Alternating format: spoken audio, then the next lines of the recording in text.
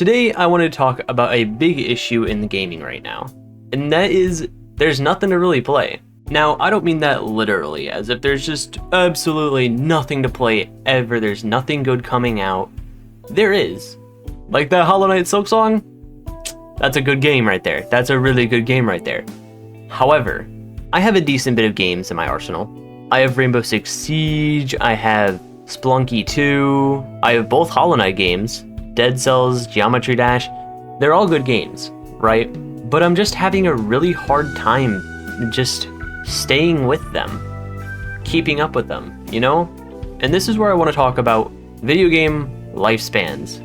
I know you're very excited to hear about this one again, but it's just an issue. And I want to talk about a couple of games I have this issue with. And it's not that I think the games are bad or just have bad game design or anything of that sort. I just think that like the crowd of people surrounding that game just died out so fast or just realistically stopped playing the game, and that's fine too.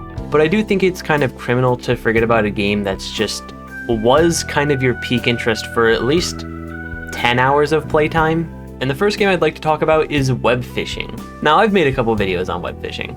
I think it's an extremely fun game that I have over 25 hours in. And that's not like a bunch in like a lot of people's eyes, but I think it's at least a decent bit, you know? And I just haven't played it in a long time, or at least what feels like a long time. And that's kind of what I'm trying to get with this, is just, I shouldn't be reminiscing about a game that I played 6 months ago, right? Or 9 months ago, or even a year in some factors.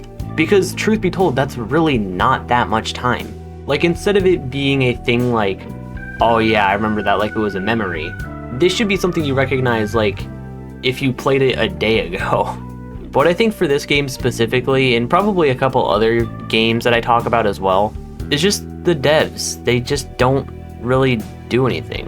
I mean, sure, here's an update here and there, and you know, just like the works every once in a while, but like that's not enough.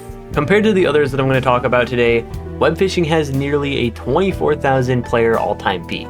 That's pretty decent for like this just small game. And I mean that in like every aspect. But seeing that there's 443 people playing right now kind of makes me sad a little bit, just because I just think this is a fun game to play. But next I'm going to move on to a game that you definitely have heard of, or played, or seen. I don't care, you've seen it. You know this game. It's Schedule 1. Now to my surprise, people actually play this one. A pretty decent amount too. More than I was expecting when I checked on it. I think for me, I personally just kind of fell out of touch with the game, rather than just forgetting about it completely. But I think the big draw of this game was just like, you know, the drugs. So for me personally, I can only really see somebody smoking and like exploding from my drug so many times before I just get bored with the game, you know?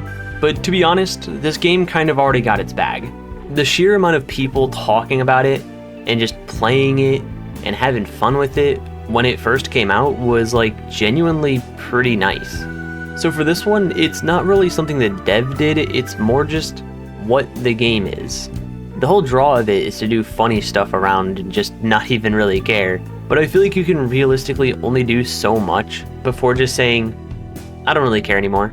So personally, I think Schedule 1 is probably still a good game. It's clear the devs still care about it and want the game to keep doing good. And I respect that. But now we're moving on to a big hitter here. Like a really big hitter, and I'm not just talking about this game, I'm talking about the genre of games that at least everybody with a Steam account has played, with or without friends. Repo and the Lethal Company. I've played with a lot of funny and just all around pretty cool people while playing these games, and there's just so much to do.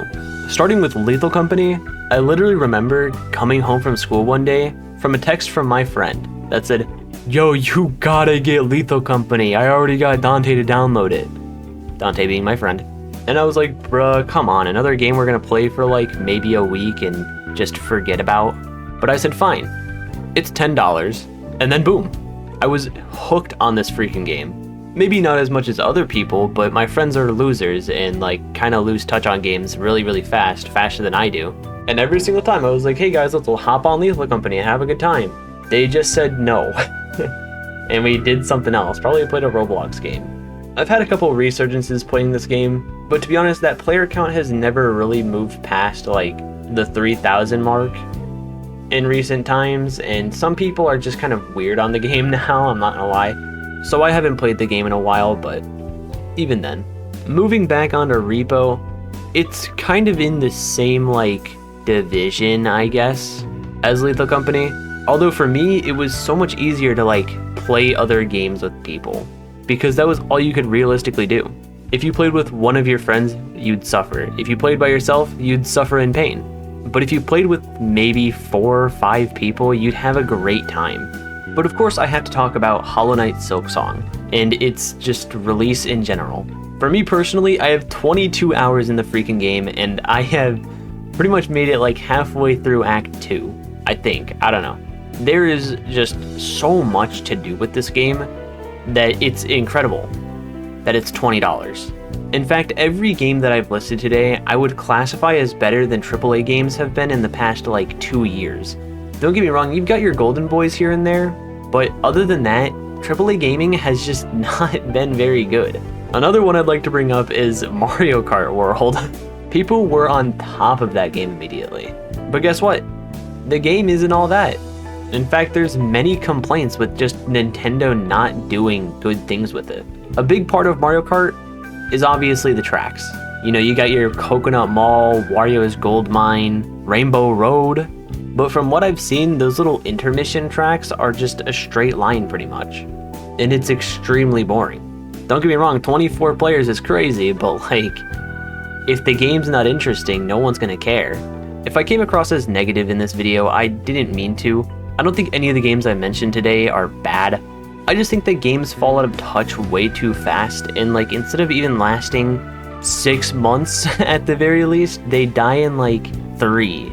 And maybe dying isn't the right word, but falling from their peak is definitely. Don't get me wrong, they're not gonna always stay at their very best.